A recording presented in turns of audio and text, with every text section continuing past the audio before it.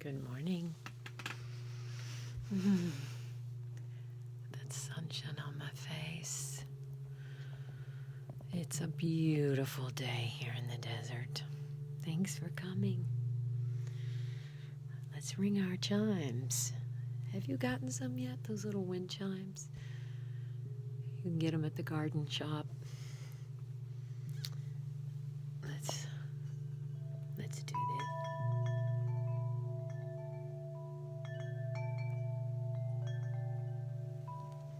So nice.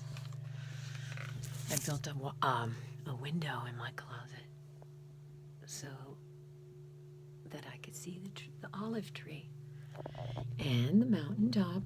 There's a mountain up there. And apparently the sunshine. Good morning. Agua. The stuff of life. Water's alive. This guy named Emoto, he took photographs from electron microscopy, which is really, really up close. And he took photographs of the water molecule crystals. You may have seen this before. If you yell at water, I hate you, I hate you. Oh, I wasn't going to say that word. I H-word you. Then the water forms these really discordant and dysfunctional crystals that are weak. But if you give love to the water, it forms these beautiful crystalline structures that have integrity. So Emoto, E-M-O-T-O. I have a story about that. One of those magical things that happened to me once. I'm not ready to tell it yet. But let's just say I went out into nature and I asked nature for help with my youngest. And it was the day of the Fukushima International Prayer Day over the water after the nuclear accident. Okay, it looks like I'm telling it. And I went up into the mountains and there was a creek. It was about this time of year. And I was so pleased because that creek doesn't run sometimes for years when we have a drought. We did have one. And so it was running. And I looked and I said, oh, it's 12 o'clock. I'm going to do the International Water Prayer. I just remembered. And when I got out of my car to go for the hike, I had asked Mother Nature, I got out and I asked out loud, Mother Nature, please help me with my youngest daughter. Because we were having mother-daughter issues. This was 10 years ago. And I had seen that I was repeating certain behaviors with my oldest because my youngest was responding to me as my oldest had done as a teenager. And I saw the pattern, which is a beautiful thing about having kids 18 years apart. I recognized it, and I said, okay, well, if they're both responding to me this way, then it must be me, not them. So in that accountability, I was looking for the answer. What is it? And I asked out loud that day. And then at noon, I knelt by this little creek, and I prayed for the water. Please help our waters of the world and the globe. Please make them clean. And as I started to stand up, I stood up, and boom, a lightning bolt. Not a real one, but it was as if a lightning bolt hit me in the heart, in the chest, and it knocked me down. It did. It knocked me down on my butt next to the water, and it screamed devotion. Devotion! And that was it. That was the answer. I just needed to be in deep devotion to her and to her authentic self. And I started laughing and crying at the same time, and then looked down between my legs and there was a bone. And I know that shamans around the world collect things like that. They're animus, and those things like animal bones. Those are the bones of our elemental world. The DNA is contained in the bones. And I picked it up because that's what a shaman would do. I'm not saying I'm a shaman, but it called to me to pick it up. I took it home, put it on my altar. I got home, I was so excited. I was impassioned. I told my husband when I got back in the car, because we were up there together. He was mountain biking, I was hiking, and I was like, I know the answer to help heal. It's devotion. I came inside and I ran upstairs. She was 14, a teenager. She was not thriving at the public high school. And I went into her room, and she was in her bed with her computer open. She slammed it. She's like, what do you want? Rolling her eyes. And I knelt down next to her by her bed, and I held her hand and looked at her, and I said, I know who you are. I know your soul. I see into it. I see past all the 8 different mascaras and the 5-inch hoe shoes, and I am going to guide and direct your soul to where it wants to go. I'm going to help navigate this for you. I love you, and I am completely devoted to you forever and ever. And she was a little taken by surprise at my ardor, and not really sure what was going to come. But in that moment, I became fully devoted on my knees to her being her best self. And now she thanks me for doing that, for seeing her, for guiding her, because there were some big changes that we made over the course of the next 4 months after that. Excuse me. She did not go back to the public school. She went traveling around the world with a travel school. And that, it's like 2 roads diverged in the yellow woods. I didn't know which one to go down. And I was her guide. I said, you're going down this path. You're going to travel. You're going to see what other people, how other people live, how other children exist in this world. And it was so healthy and good for her. Before she went, there were 2 things she used to say. I'm not a good reader, and I hate math, and I'm bad at math. At the end of that year, she was reading. The next year she started a book club, and she got straight A's in math. So I think she found herself and found her purpose in life, and that was to be with the people. She stayed in people's homes. Once she called me from Nicaragua, she said, there's chickens on the floor. So it was a very rustic experience. And now she's a beautiful, impassioned nature girl who loves field work and helping others and helping the oceans and the world. So she found her mission and purpose, and we as parents, in loving devotion, it's our duty and responsible to guide our kids. I wished I had known that when I was younger. I didn't, but I know it now. And that's what's important. And I can hopefully impart this to you. Devotion. It's a state. It's so impassioned. Be devoted to your relationship.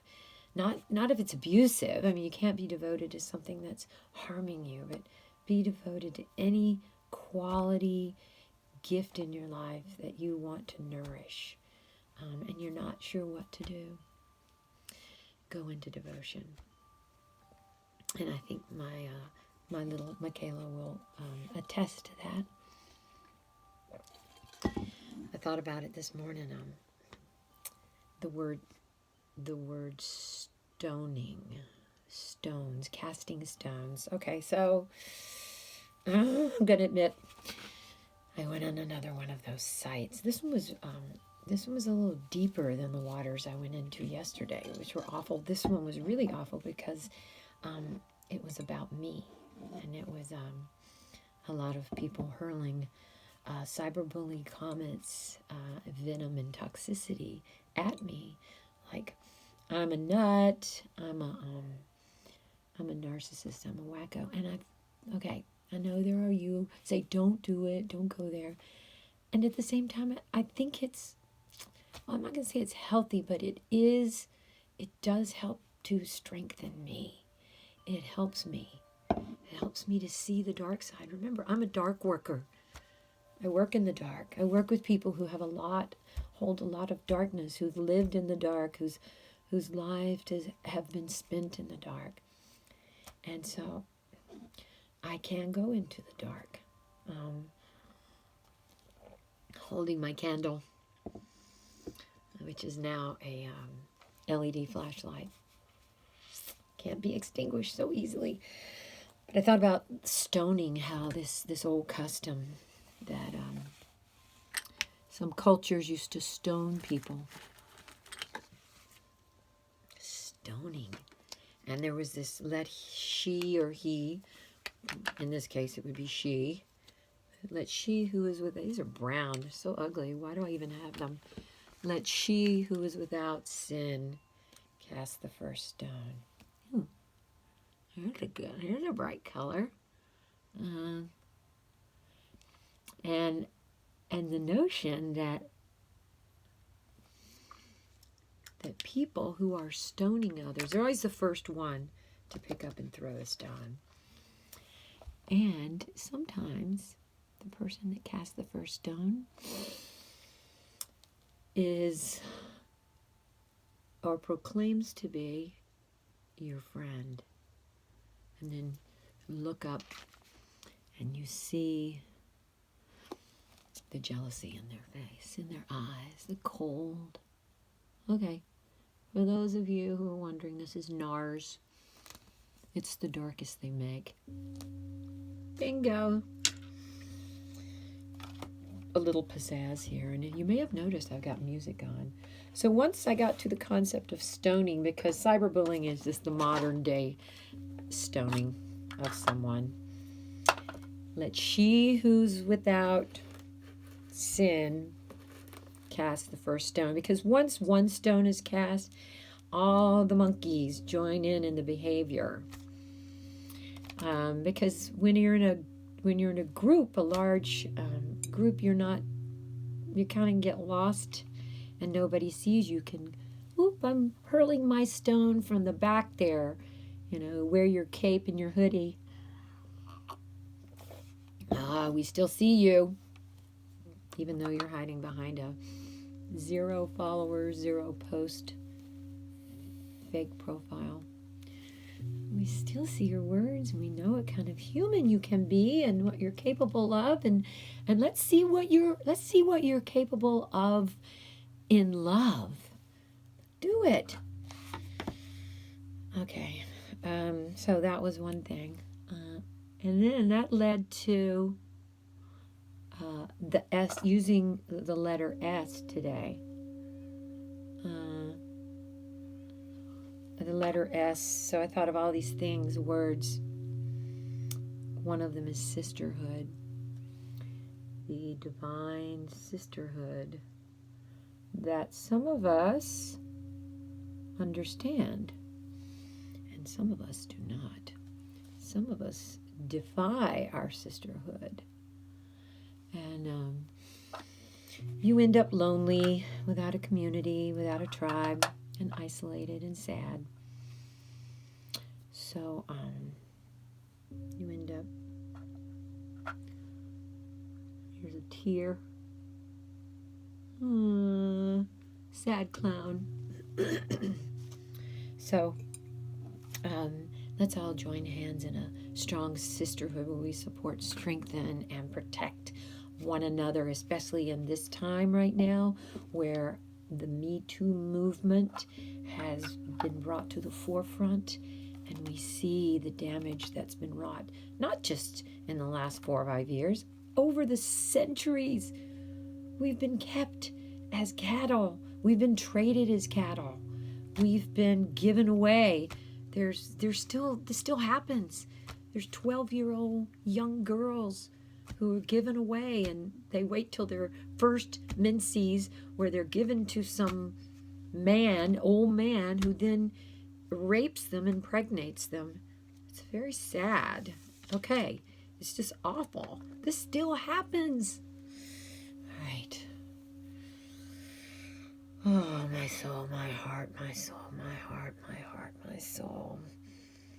I'm devoted to you. I'm devoted to our sisterhood. Thanks for being here. S, I'm sticking with the S's.